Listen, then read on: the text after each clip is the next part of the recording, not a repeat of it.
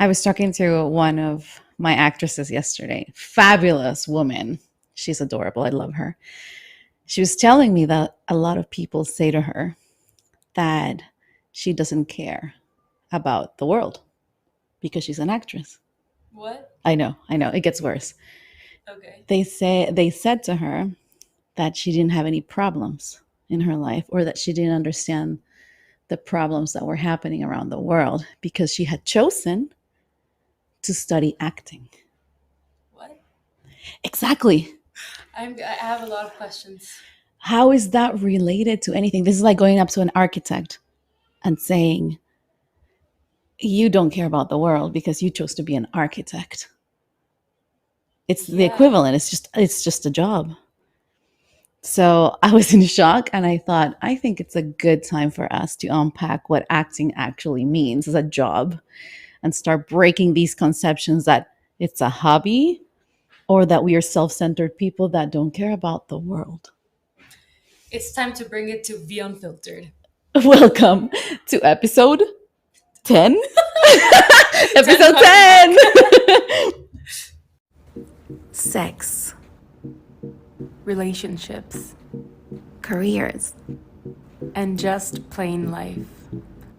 From the experience of two Latina actresses. welcome to V Unfiltered.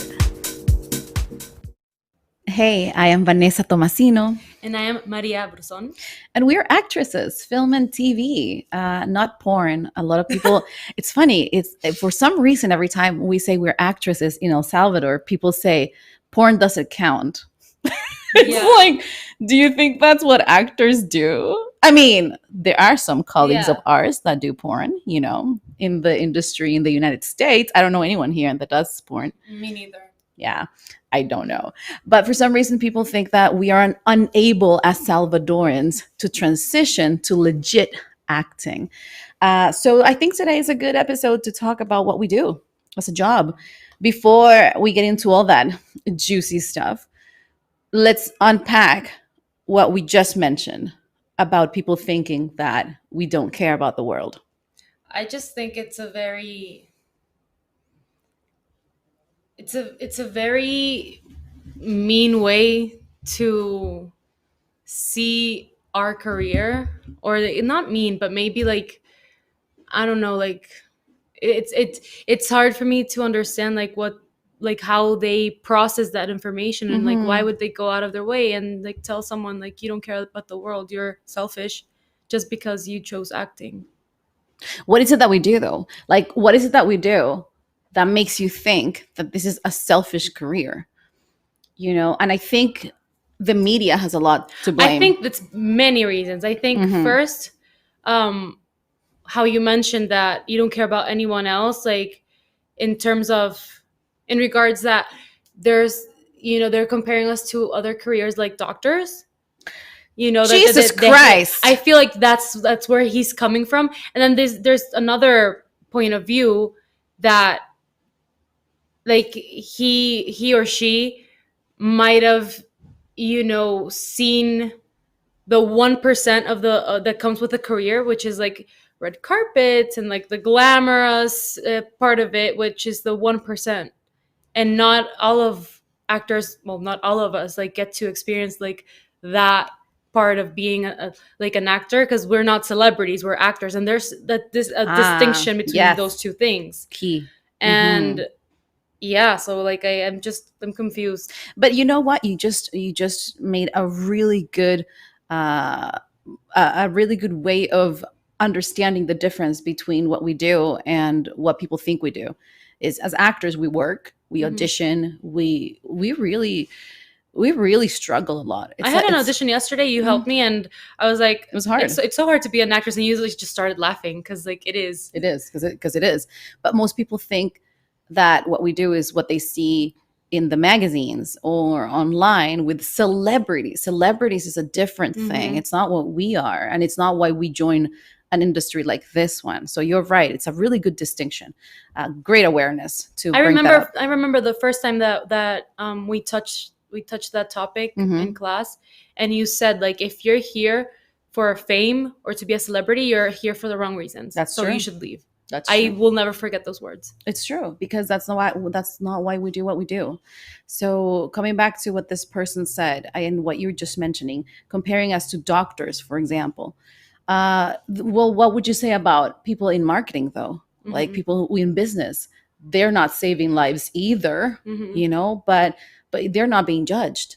I haven't seen anybody online attack a lawyer or Yeah. attack a business person and say you're selfish. Go get a real job. Hmm. But for some reason they think they can do that with actors, because they keep thinking this is not a career. They think it's a hobby. They think that we do it just for fun because we have nothing else to do and we don't worry about the world. I'm sorry, but this is like any other career. You have to study, you have to work, and it's extremely competitive, much more so than those standard careers, because there are more job opportunities for that Yeah. than for acting. So if you make it as an actor, it says a lot about your discipline and your resilience, Yeah. that compared to other careers. Sometimes I think if I were born again and I chose a different path, like accounting, I'd be amazing. I'd be the best accountant in the world. I'd be right on top of it. If I applied the discipline that I apply with my acting, I would be the best accountant in this world.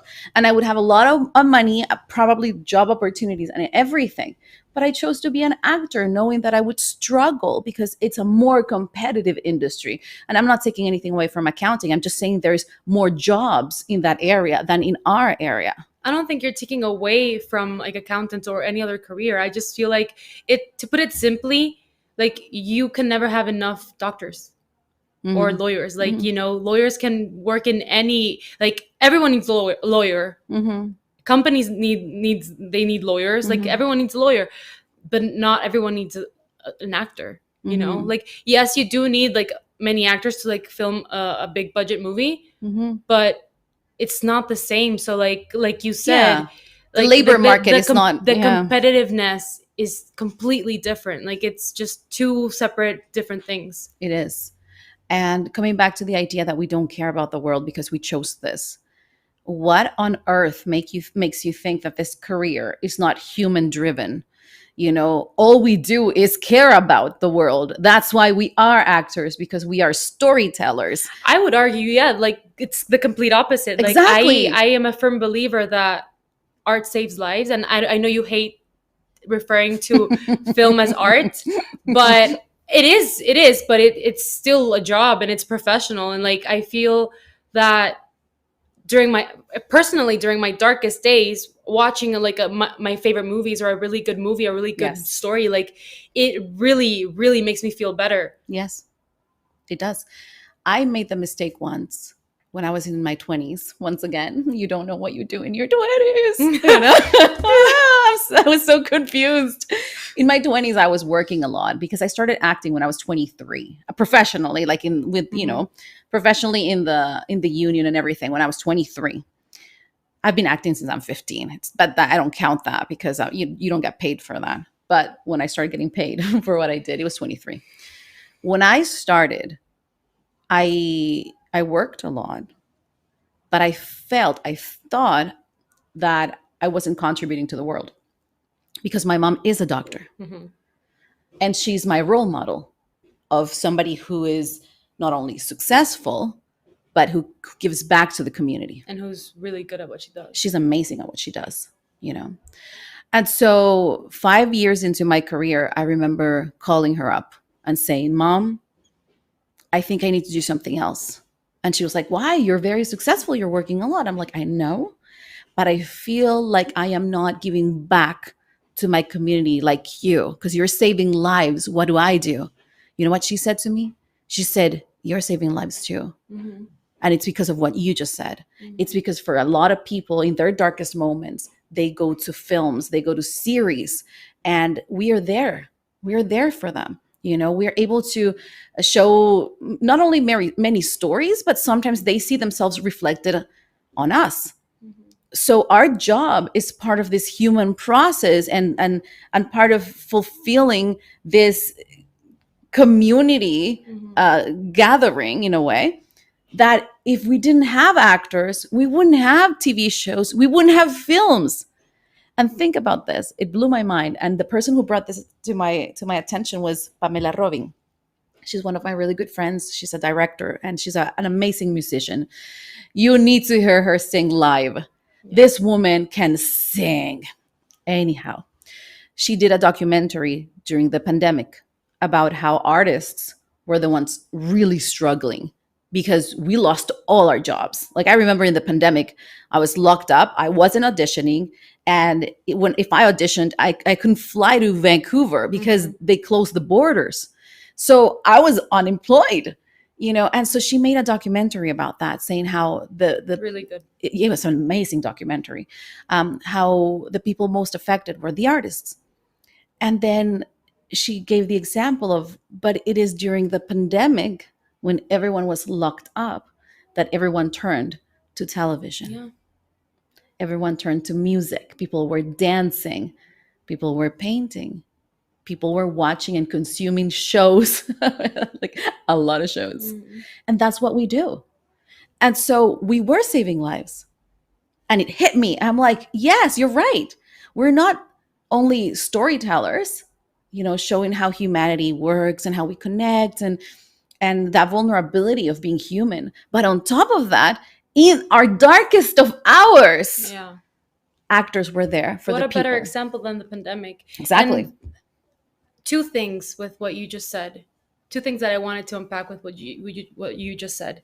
First, I remember you said it, and many of our teachers here at SAS also said it. I remember Mackenzie and Christine Willis saying it. How people, and you know how people think that actors, you know how to lie because you're an actress, And no, for those of you who don't know, actors are not liars. We're not good liars. Actually, what we're supposed to do is to be as truthful as possible. In imaginary In circumstances. imaginary circumstances. But I remember you and them saying that it's very interesting how people don't go to the cinemas or don't go to Netflix to watch me as Maria act. They go to watch themselves reflected in the stories that I'm telling, in the characters that I'm portraying. Yeah. So that hit me so hard because it's true. Like the reason why we connect so much with movies and characters is because you can relate to them. Yeah. And be in and feeling known and feeling like you belong somewhere, or like someone else is, even if it's an imaginary character, if like feeling that someone else is going through the same thing as you, Yeah. or similar situations or hardships or anything, like it's comforting. So that's the first thing. Second thing, it's very interesting that this person is saying how we're selfish and it's not a true job or whatever, because acting comes way back, Greeks and Yes. royals, and That's true. and it's been a profession, and it's been something that's been a part of our society, our like modern society, for a very, very long time. Like it's necessary for life and for like our society to have entertainment. Yes. Like it's mind-blowing that he's comparing us to like other professionals just because acting is something that in his point of view is not essential, but it actually is. It's been very essential. You're right. It's existed for a while. And I think it shows a lot about that person's ignorance, mostly. I mean, it made me really sad because my actress, I coach actors, and she's one of the actresses that I coach. She was really upset. And I said to her, don't be upset. You're living your life. You're living your truth. You're happy doing what you do. That comment is more about him or her, because I don't know if it was a woman, him or her, than you. It reflects more the sadness and perhaps the resentment this other person feels for instead, of watching this other human, regardless of gender, this other human really doing what she loves. Yeah. And like you said, it's more of a reflection of that person's like insecurities, maybe, or like honestly unfulfilled dreams. Or like maybe he or she is just going through a really hard time and he's just like projecting. Like sadly, that's how some people deal with stuff. It's not right. And it's very damaging to others, in this case this actress. But I mean, in those cases, like my therapist, my psychologist says, like just be empathetic, like try to not pay attention to that. I know it's hard to not let it sink in, but I mean, It's hard to not let comments affect you. We talked about this in the mm-hmm, last episode with social media. mm-hmm. You know, one thing I didn't mention in the last episode was that I have a community manager. Judith, I love you. Shout out, Shout woo, out to woo. Judith. She's my community manager, and she's the one that handles my accounts. She's the one posting the pictures. She's the one putting together the TikTok videos and everything. And she protects me a lot because I'm extremely sensitive to comments, negative comments particularly. And actually, you know what? Even the good comments, they hit me really hard too. You know, when somebody says something like, you know, you've inspired me to follow my dreams, or thanks for representing the country. Even that's really hard for me to listen because I don't, initially, you don't do this to get any attention. And sometimes when you do, it's Yeah. overwhelming. It's so overwhelming. You feel a responsibility.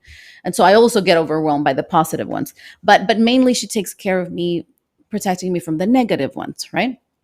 So these messages and these comments can really affect us, particularly when we're not doing anything wrong, you know. And you can never please anybody. You know, what if I was the kind of person that I would read a comment like the one this actress received and said, Vanessa, you're a waste of space Oh because my you're an god. actor. You don't care about the world. You clearly don't have any real problems. I like that one. Then I don't have real problems. You have no real problems. You know, what if I was the kind of person that would really get affected by that, and I would say, "You're right. I'm not going to be an actor anymore. I'm going to be, in my case, something that I did is I'm going to be an academic, Mhm. and I go into academia, right? And then I'm doing academia and I'm posting, oh, here are my publications. Guess what's going to happen after? Like, you're not you like it's yeah. Well, you Hmm. told me yesterday what they said. Yeah. Suddenly people are like, oh, you are an academic. I wonder what trashy school you went Cheap to. school. A cheap You school. bought your diploma. It's like, you can never please people.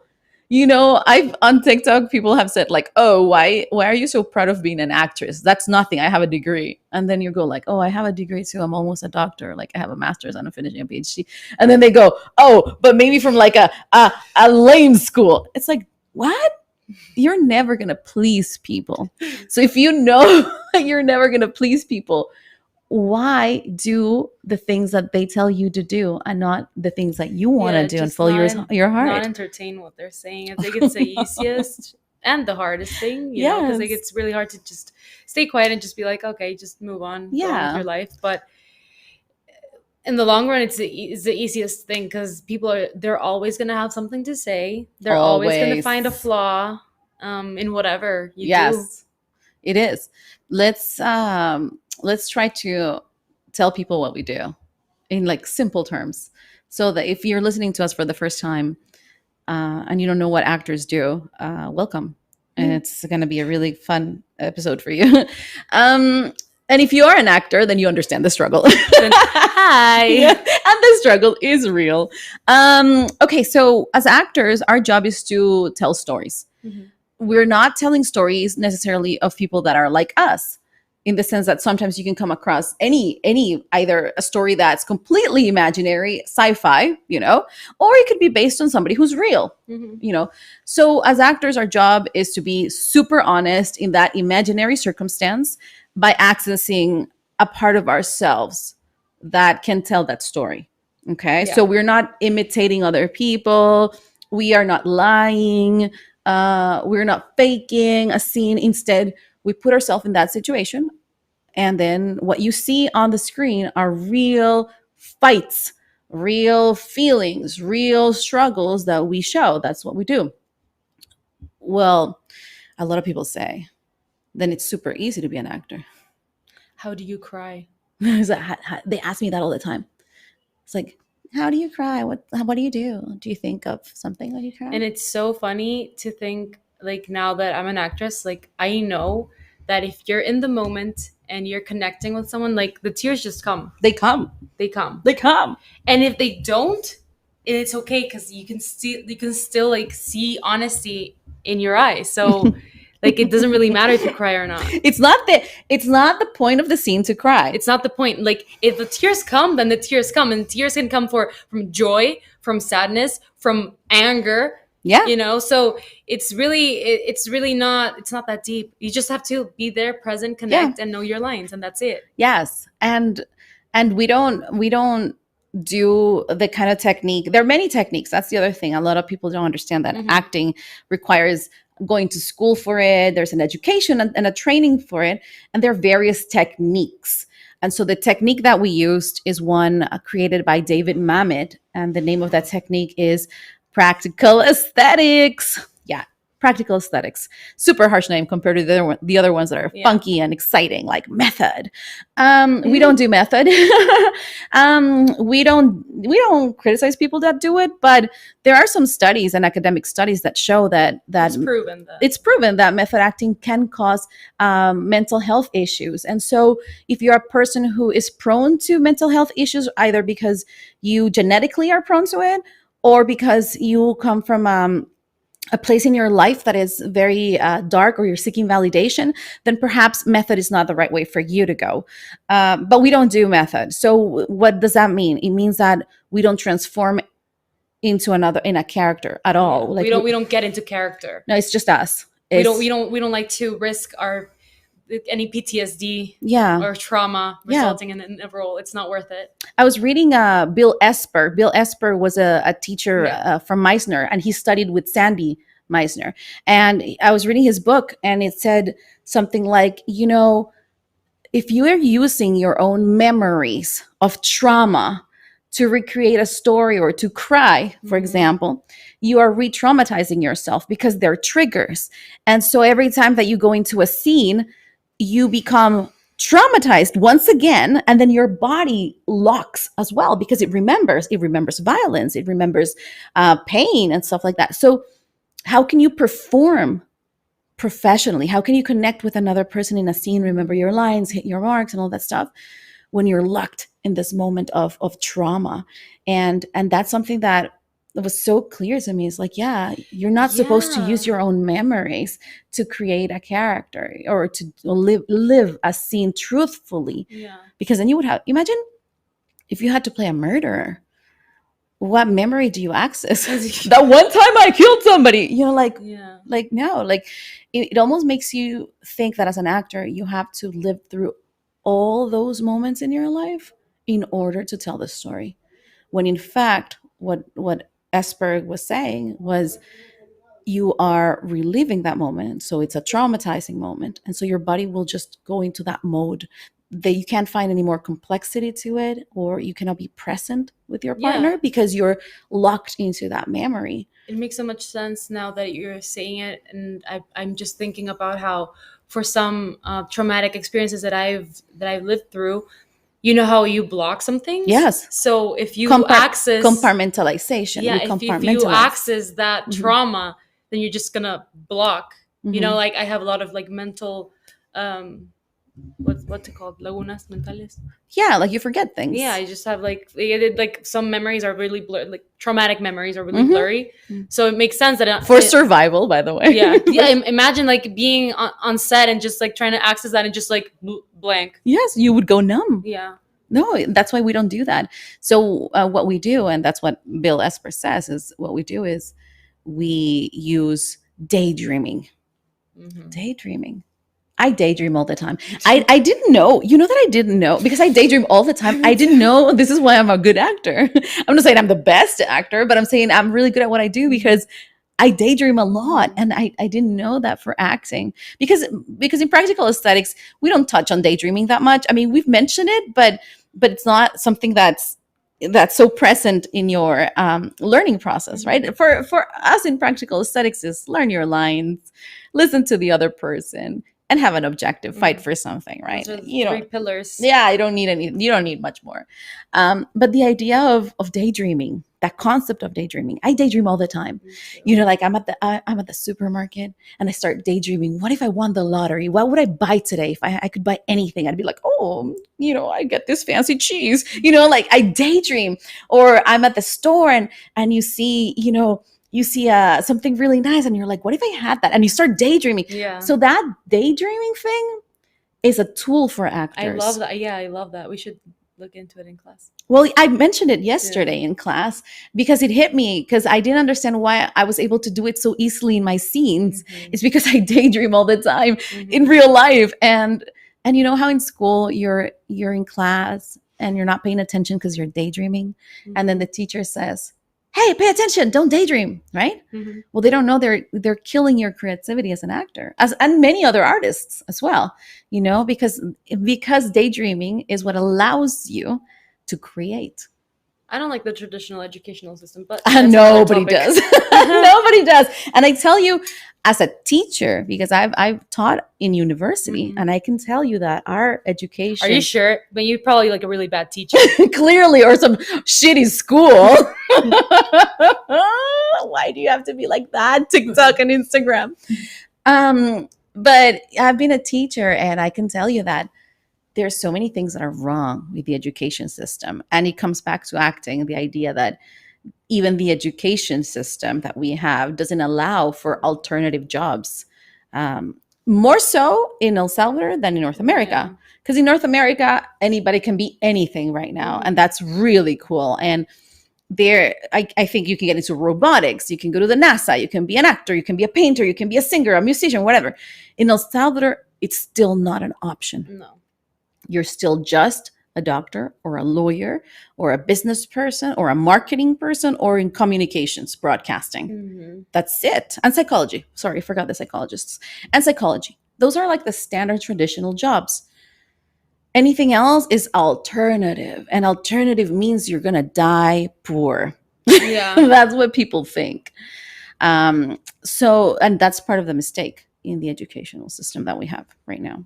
But yeah, I can tell you it stifles creativity. So every time that somebody says to you, don't daydream, they're literally just they're telling you, don't be different, follow this path, be a Mhm. worker, not a creator.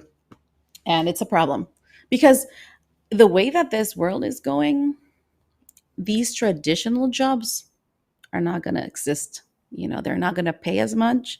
We can see it here in El Salvador. Doctors, they don't make that much Yeah. money. No. Plastic surgeons do. Holy. If Yeah. you want to make money as a doctor, become a plastic Plastic surgeon. surgery. Yeah.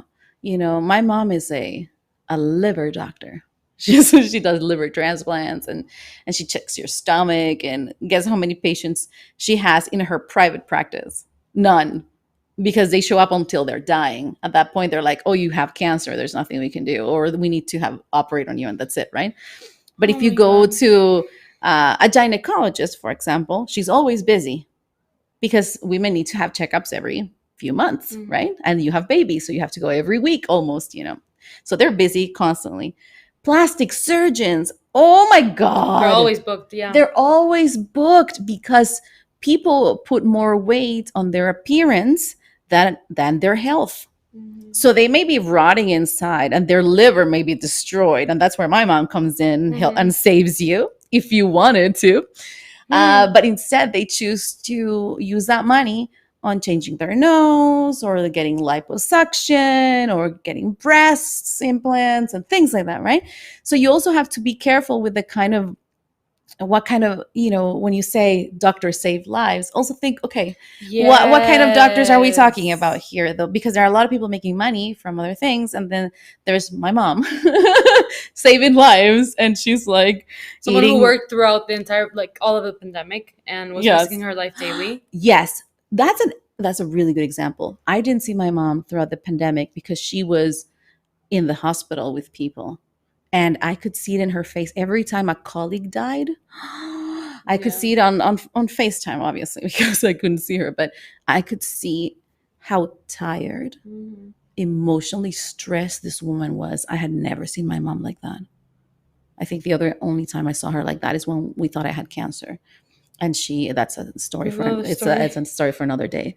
But her face was like she had seen death right in front of her. And that's when I said this pandemic is scary. Like this is uh next level kind of like worry worry world Mm-hmm. for us, because Yeah. I had never seen her that worried in my life. It Never. must have been really hard for her to, and all the doctors, to see their colleagues just like die. Horrible. She lost a lot of friends. And they were So young too. sad. They weren't like Yeah. older people, but so yeah, the pandemic changed the game. But that's when, as actors, we come in and try Mm-hmm. to take a little bit of that pain away with storytelling, right? So living a life of the actor is very stressful, and I think not everybody can handle it. I've seen so many actors just leave Give the up. profession and give up because it's too hard on their mental well-being and their family, and financially stressful as well, because if you're not booking means that they give you a role. So if you're not getting roles, you're not working, you're not getting money, and it can put a stress on your family for sure. Mm-hmm. So I've seen a lot of actors who just end up being real estate agents, or they marry somebody rich, or they decide not to just not to be actors anymore because of the pain. It's painful to go to an audition every time and get rejected. That's the equivalent of going to a job interview, that most people just go to a job interview once every 5 years, or once every 4 years, or maybe once every 20 years. Mm-hmm. We do that with an audition every day. And so you get rejected every day. It's And part of the job. auditioning is like the actor's real job. Like being on Yes. set is already a privilege. Yes, absolutely. When you get invited to audition, that's a big win. When I get invited to audition, I don't care if I get the role or not anymore. I'm just happy And that they thankful. and thankful and grateful that the casting director wants to see me and that they remember me and they Mhm. think I can tell the story. And I walk into that room, or I send myself tape with the idea of, this is my version of the story. If you like it, then we work together. If you don't like it, that's okay. It's not for me. It's not for me. Correct. And so we're like athletes, we work really hard. It's discipline. Actually, I think that that's one of the reasons why you and I do well.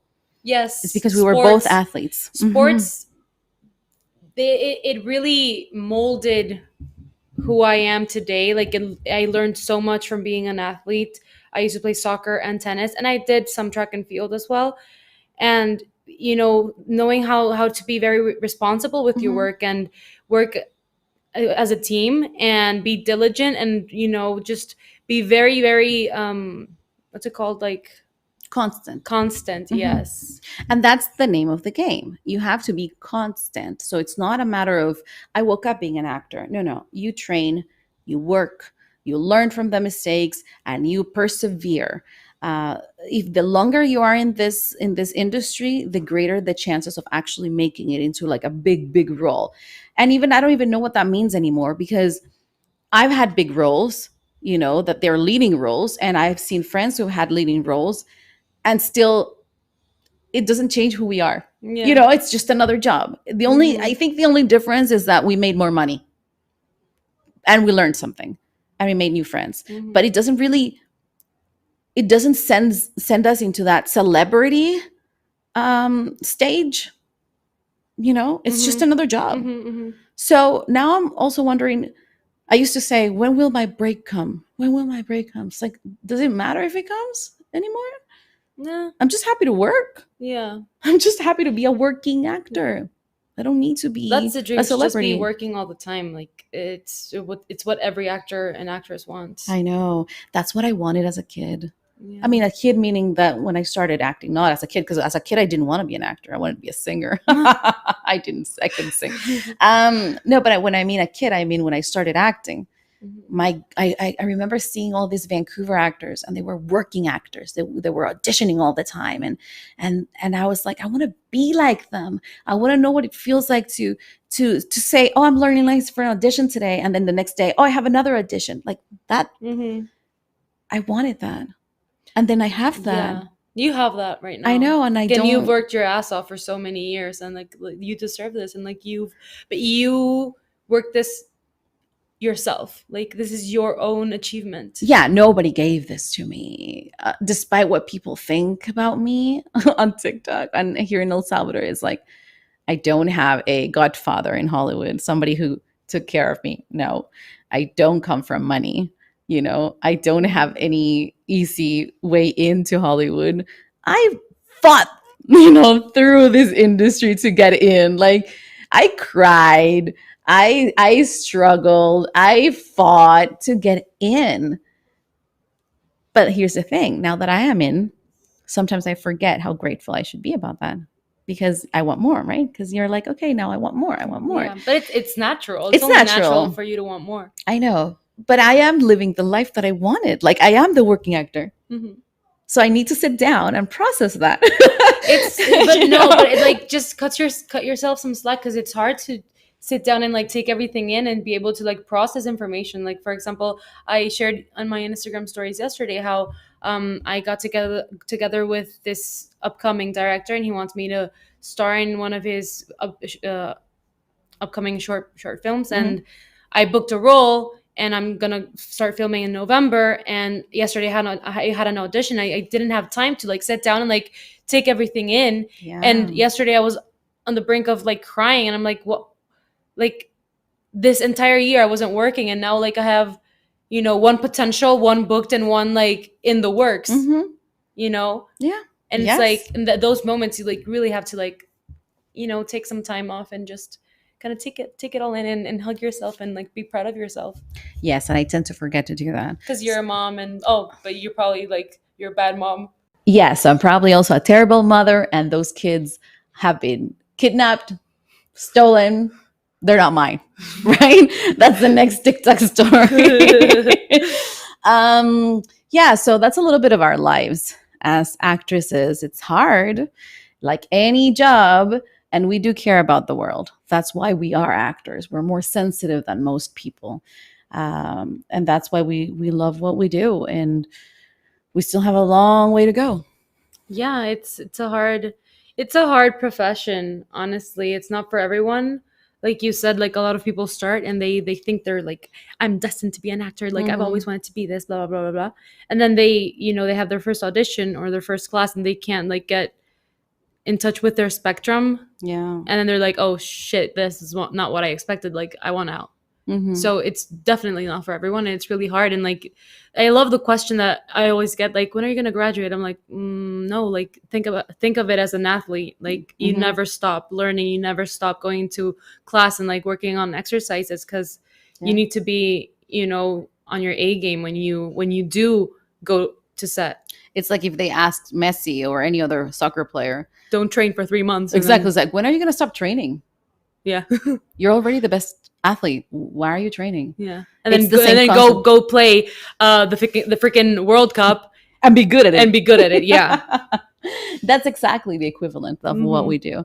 So yeah, and what you said is having that conversation with yourself. This is what we do as actors. In order to tell stories, we have to be truthful about who we are. That means that you have to fight and confront some of the things that we dislike about ourselves and accept them as part of our humanity. And so a lot of people are not ready to do that. I was ready to look inside of me and say, Vanessa, who are you? Mhm. What are your fears? What makes you a good person? What makes you a bad person? And accept every aspect of me in order to be a good actress. But not a lot of people are ready for that. And that's what a lot of people don't know about acting is that idea that it's a process of growing as a human. It's not about being self-centered. It's not about being selfish. It's not about wanting fame. It's not about wanting money. An actor is there to tell a truthful story in an imaginary circumstance using their truthful voice. Mhm. And that's hard. And that's what people don't get. I love that. Right? Mhm. They think we're just clowns. And actually, being a clown is really hard. That's why clowning school is Like you tough. said, like you can make anyone cry, but you can't make anyone laugh. Facts of life. That's absolutely Comedy is the hardest, so I don't think I'm gonna get into comedy. Well, actually, I am writing a comedy script, but comedy is hard. it's hard. It's hard. I once worked with Will Sasso from Mad TV, one of the best comedians ever, and I was playing his like date.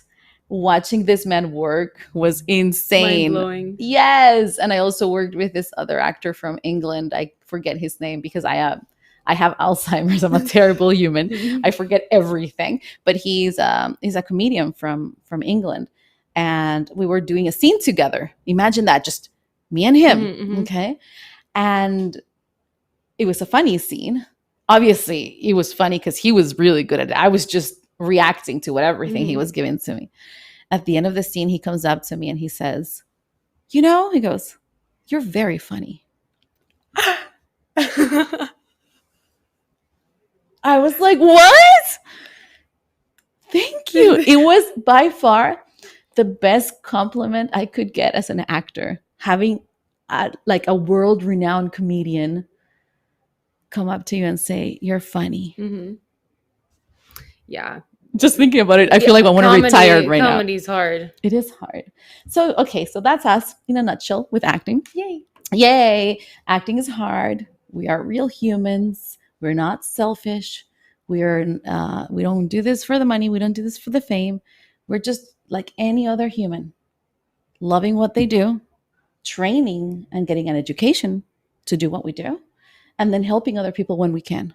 Yeah. Because I know you help a lot of people. Because Yeah. acting is essential for our society. It's very essential for our society. And then when you think of it, not just as art, but also as business, you create jobs for people. It's a multi-million-dollar business. Exactly. And you create jobs.